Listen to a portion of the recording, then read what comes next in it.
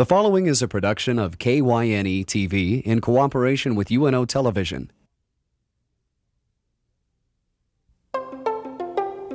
Consider This with Carol Schrader, a news and informational program recorded on the campus of the University of Nebraska at Omaha. Here is your host, Carol Schrader. Hello and welcome to the first edition of a new news and public affairs interview show. It's a production of KYNE TV, Channel 26. This is at UNO, as you well know, and 24 years ago I did my first television interview ever at Channel 26, and I'm very glad to be back. My guest for this first show is the first woman chancellor of the University of Nebraska at Omaha, Dr. Nancy Belk. And you know, they said, could you do Nancy Belk for the first show? And I said, that was precisely my thinking. Well, I'm delighted to be here with you and pleased to have met you a couple of times before now. Right. One of the things that, and I won't get to the park bit yet, one of the things that impressed me in your credentials was the fact that, and I'll take the phrasing from your own vitae, but your interest in cooperation and not conflict, your proactive leadership, your shared faculty governance, and prioritizing for excellence. And I think that last one is the thing that I think in this day and age you have to prioritize, but that means someone's going to be lower on the priority list when you try to decide what fields of study in a university will need beefing up and help. And I bet you there's people wondering right now, where do we fall on the priority list? Will information and technology get the high one? Will we be the low one? I think you have to look at that as what is good for the total university. And we have certain baselines that accrediting agencies help us establish that we want to be good in all of the programs we offer, and we will be. And when you talk about prioritizing for excellence, that's typically for new resources, for where we want to look at expanding what we do. Now, that's not to say that you can keep doing everything equally well, and we do have to make tough choices, but we'll do it as a university community. The reason I mentioned that off the beginning, I go, well, that's a rather esoteric for a high how do you do.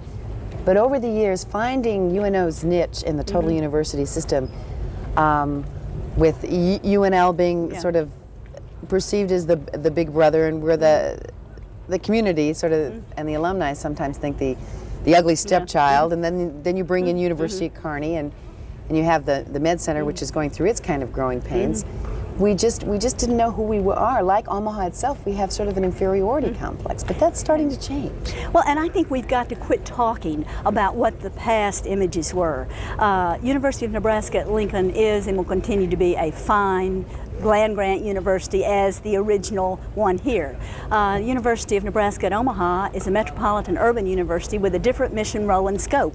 And I think we have to look at how we cooperate. And when you mentioned some of my philosophy that came out and what I've done before, cooperation does get you further than competition. And Lincoln and Omaha in particular working together with the new IST&E are going to show that we can build on each other's strengths. And I'm not neglecting Kearney and the med school, it's just that this immediate project really does give us an opportunity to shine in what each university does well. This, what they call IST&E, the Information Science and Technology College, is getting a lot of publicity, and it needs to happen, and it needs to happen right away. It's already been in the process. Right. When you say we're an urban university in an urban area, why is this a pivotal thing now? When you are a metropolitan urban university, you have a different area to serve. You've got the city, you've got the economic development interest, you've got the workforce that businesses need, highly trained people, and of course technology is important. And we've got a lot of adult students who have full-time careers, who have families, and they're coming to school part-time quite often, as compared to a university that starts that traditional freshman in an environment that doesn't have so many needs to meet as the city. And the freshman that finishes in 4, maybe 5 years, that's all off the boards here. That's almost off the board at your traditional university. Students change majors, they work, and the 4-year degree, while it's still possible, and you can go summers and even finish in 3 years, most people are not choosing to do that now. Well, you have to work these days. That's true. And that's always been the case here, even when this was Omaha University. Right. One more thing before I move on past the information and technology. We, in addition to trying to find our niche in a University of Nebraska system, we have Creighton, which has gotten into information technology. Metro Community College, which is obviously doing something different. I'm visiting them tomorrow. But I guess I was going to ask, we need to find our niche, because I would hate as a citizen and taxpayer to find that we aren't complementing each other, and even there's some private schools too. Well, I think that's why we talk about how you cooperate, how you look at the strengths of each, and certainly working with our area community colleges is going to be a top priority. It happens that I was invited first to Metropolitan Community College, but I hope to visit our others as well, and look at, the term now is seamless. You want students to start at the community college and be able to transfer for the junior, senior year here without losing credits, and I think we can go a long way toward making that happen and avoiding duplication of energies. Okay, we have a great university that's becoming greater by the day, and I think people can honestly feel that now in this community. The sports thing. Before I move to the park thing, I'm going to do the sports thing. Some people are thrilled that with Division I hockey and winning some national championships and division championships, that right or wrong, that people will pay more attention to UNO, and there's a WASP that likes you. How does an academic chancellor, and chancellors are supposed to be rather academic, deal with that whole thing? Well, there's no question the academic core is what we've got to focus on, and I want us to be associated with high academic excellence and standards. That's part of that prioritizing to make sure all your programs are up to an appropriate standard. But what makes a good university with its academic programs are the co-curricular experiences. And you know, we don't say anymore extracurricular. It's it's a part of the learning experience. And we've known for years that athletics, team spirit, building the sense of community all enhances a university. So Division I hockey is going to add a plus for that, plus a lot of interest from the community. And again, we've got other sports that have long been known here, and just because we've got Division I hockey, and just because we've got the new College of Information Science and Technology, doesn't mean all of our entities are not important. I noticed one of the papers that you presented was something like Taming the Technology Tiger, and your husband is, Jack is his name? Right. Is an internet consultant. So you must know firsthand, if nothing else, having to listen to the talk at home, Right. that technology is important. That takes, besides the College of Information Technology, keeping this whole college informationally up to date, just that alone, the resources. How does UNO rate in terms of its computer labs and all the things that it needs to be a first-rate university? This was the exact discussion that Walter Scott and I had over lunch today. The new college and the institute, when you have the engineering component as well, is going to be based on attracting first-rate faculty competence and up-to-date faculty competence that will need to be tapping the business community regularly. You're out of date in almost a year, 2 years. Hold the thought. I think it's time. It's time. I know you have sensitive eyes, and so do I. We just wanted you to know what we look like, in case you forgot. We were debating how soon to put on Right, sunglasses. so we decided to have something. Okay, so you have to be up to date to attract the faculty, the students, and to give them a sense that this is what the community is going to be like, so they'll stay here. And with the new technological world we're living in, the entire way we deliver information is changing. From distance learning to taking the class to the real world. We're no longer going to be just teaching on campus in classrooms, no matter how sophisticated the technology is in the classroom. Okay, so how are we doing with being up to date? Our outside facility has come so far. Right. The inside is really nice and clean and neat. I mean, I've never seen it look better. But those keyboards, those computers, those and other knickknacks. We are up to date in many of the labs. It's a constant struggle on any campus this day and age, and that's why our partnerships with the community are so important. What made this new college and institute happen was the private partnership giving. $47 million goes a long way to keeping technology up to date and attracting the right kind of faculty and students. I'm going to move a whole different way in terms of what I think is one of the strengths of this university, and that's its attachment to and service to and the graduates it creates in the areas of public administration, social work. We're in the largest metro community in the state of Nebraska, the largest metro area by far. School to work programs, helping the woman get off welfare, and sometimes in that case the men. Where does UNO fit into that? that part of providing the leadership for that, providing the think tank for that, providing all the resources for that sort of percolation that has to go on to move people into work across the board.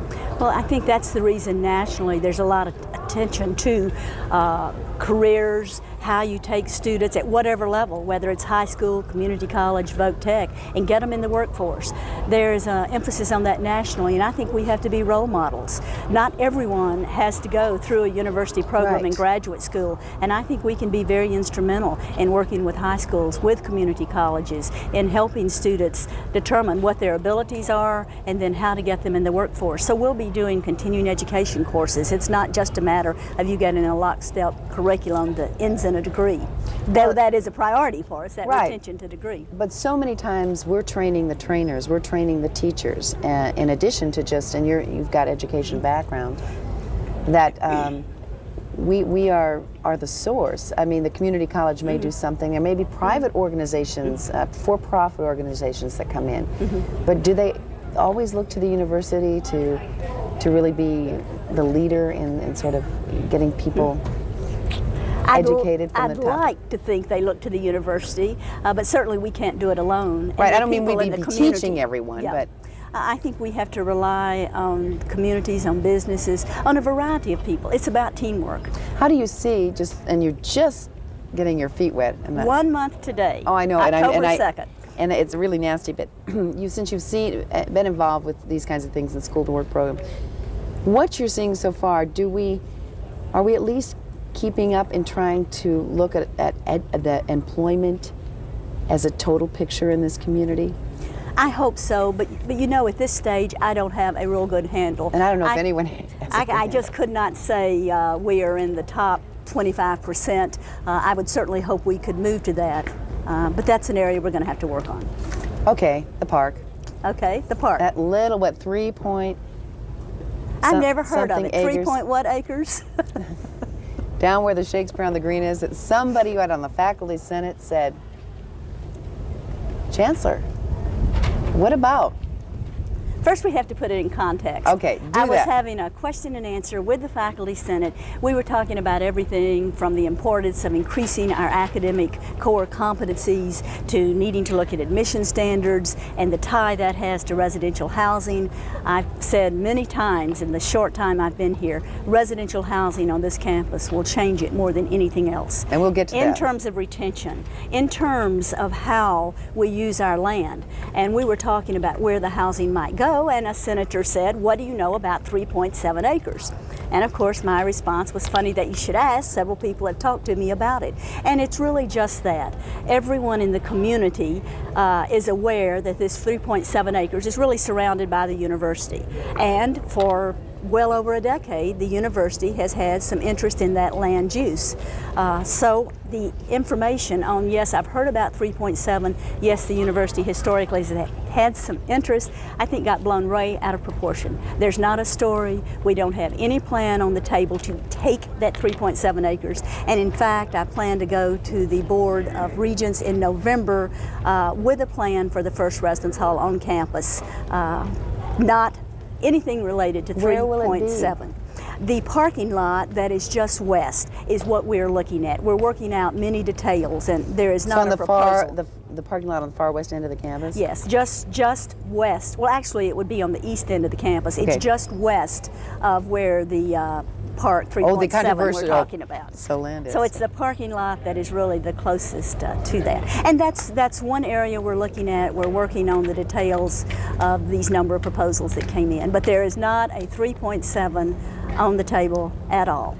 No parcel with that kind of dimensional data attached to it. So I think when someone hears a new chancellor say 3.7, they jump to all kinds of conclusions. After all, I came from a university where I was chancellor with 2,660 acres, so why would I think 3.7 was quite so controversial? I guess not. So it truly is a statement taken out of context. The Senate didn't even discuss at length the issue. It was just mentioned in passing. The whole issue of dormitories is still incredulous to me. And you know, kids don't like the four-letter word dorm. Dorm. No one wants to live in that little small room with the johns down the hall. So we talk about residential housing, and suite format with shared baths is what's going up on most campuses to attract that traditional freshman student. Okay, residential housing. Right. Have a Regents accepted this as a fait accompli, to your knowledge, coming here, that there will be residential housing on or adjacent to or near or not on any 3.7 acres, but that it is a fait accompli for you now? Well, it has to go back to the board for approval. Nothing is a fait accompli I guess until when the you were board approves it. interviewing and when you were coming, there were no red flags that said, and we'd like to have this, but it's going to have a hard time. The concept is even going to have a I'm hard time. told that the concept of some sort of residential housing on campus has been accepted in theory by the board, and they had voted on that some time ago. Now, what we will need to do, and I hope by the November meeting, is come forward with a plan for housing on this campus. I guess the next question, if I were a student, I don't know if anyone else cares about this, but if I were a student, is who would that be for? An upcoming student, who would that be for? I mean, obviously, the number of students here, what are we? Gosh, I should check, 14,000? 14,500 Okay. this fall. You know, there will only be a few people comparative to the total number living there, residing there. Who is that for? What will that be aimed at first? A special program? At first, it'll really be for freshmen. We are losing some of the best and brightest freshmen from UN Omaha because they want to go to a campus that has that experience of living on campus. You know, the learning communities, parents like them. You've got residential assistants to kind of help students adjust to life away from But home. how do you divvy that? Are you going to say the best and the brightest are the only ones that get to live here? Absolutely not. Our housing people are working on criteria. There'll be an application process. But in general, the reason we're looking at the suite style housing compared to apartments that are going up on many campuses is to serve that more traditional freshman. Now, you also have international students who have a need for that kind of housing, and you have many different groups of students. It's not going to be earmarked for a particular type of student. We will have a lot of diversity in that first building. Okay, and then it begs the question, if not that 3.7 acres, and once you get some configuration of residential housing up on the area that you will propose, you're not going to stop there, and where could you possibly go?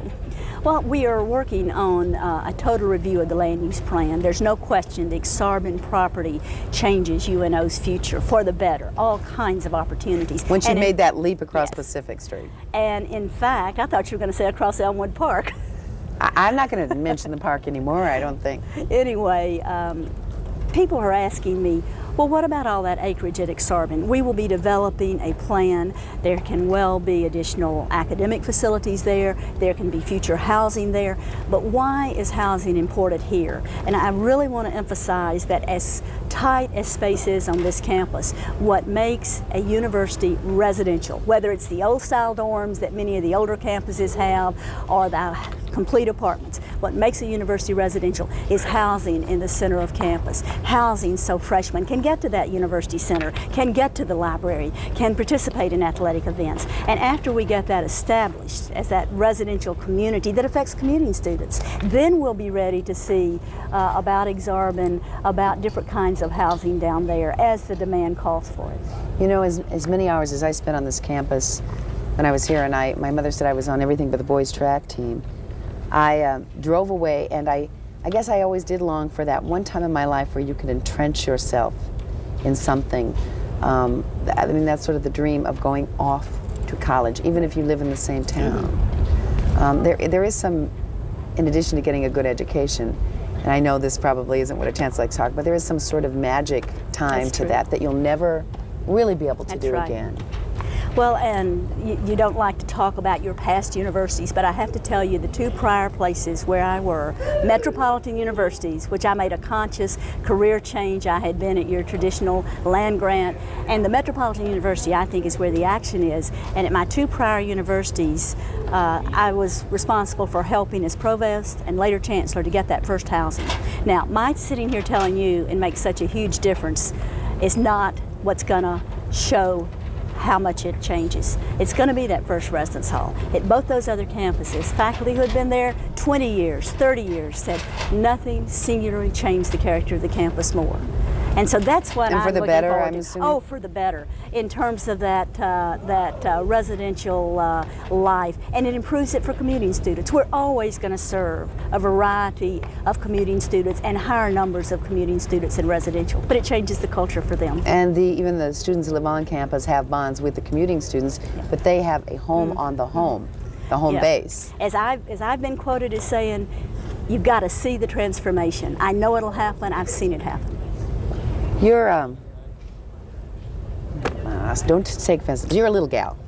I'm not using Well. gal in the derogatory sense. I have to tell you please, the funniest thing. please. When I'm in receiving lines for the first time meeting a community, what I hear more than anything else is, my goodness, you're small or you're short. I thought you were tall.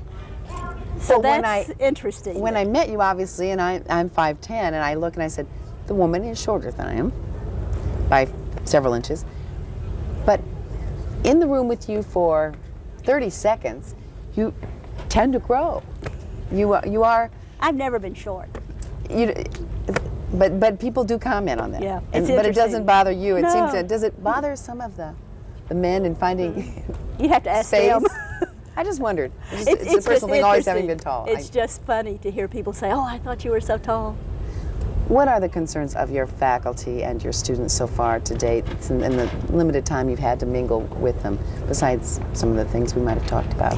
Again, I want to go back to that academic Central Michigan we have. The mission of being the best we can be. We're a particular type of university. We have a certain clientele to serve, going back to that metropolitan role. And I think all of us are wanting to be the very best metropolitan university serving this region, and that means associated with high academic quality. And we've got to look at how we change some things that may be needed, but some perceptions may be more critical than reality. I think this is a good university. That's why I'm here. And I think some of the people closest to it in the community and region may not realize how good it is. So we have to let people know. Well, Del Weber was here for 20 years, and I think perhaps the only criticism that he ever got was that maybe he was too much of the salesman for the university. And I don't mean short on academics, but I mean he and thank God this is part of his legacy too, is that he made the community believe. It's sort of like believing in Tinkerbell, Right. you know, that we could be somebody when we grew up, and we did. But that perhaps we didn't hear enough about the academics. And some people have said that your background, well, certainly not lacking in academic credentials, and because you're so full of gusto, that you would maybe be following in those footsteps more than perhaps emphasizing the academics. And is the faculty fearful of that? Of course, they're fearful of the unknown period. Well, you need to ask the faculty those questions, but yes, this came up at the interview, and I would certainly say that as a provost at 2 institutions before I came here, my sole priority and focus was on the academics. As chancellor, you have to be responsible for more things, and for the people who are concerned that a chancellor may be selling the university rather than promoting the academics, the chancellor has to make sure you have the resources you need, whether it be from the state, working with President Smith, or from the private sector. And I've got to do both, and the faculty will need to continue to work with me to see that we can accomplish the goals, internal and external.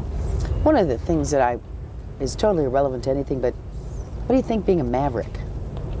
Sounds good to me. We're in a bull, or Yes. whatever. I said steer once, and I found that was totally the wrong. I'm going to have to get Maverick pins. I've got my Cougar pin from my last life, so I'll have to find out more about the Maverick paraphernalia. I have enjoyed the games. I've gotten to several here, over to Kearney, and hockey, October 17th opening is going to be a big night. Well, I'm sure this being formerly known as the Beef State, and all the ranchers that you put the word out, and there is lots of jewelry available in the beef industry that you can. Well, certainly the T-shirts are coming in.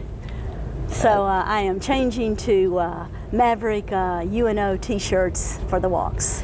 The walks.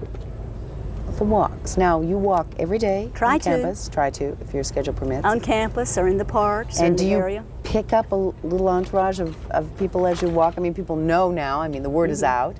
They've seen your sunglasses. They know what your stature is. They know your shape.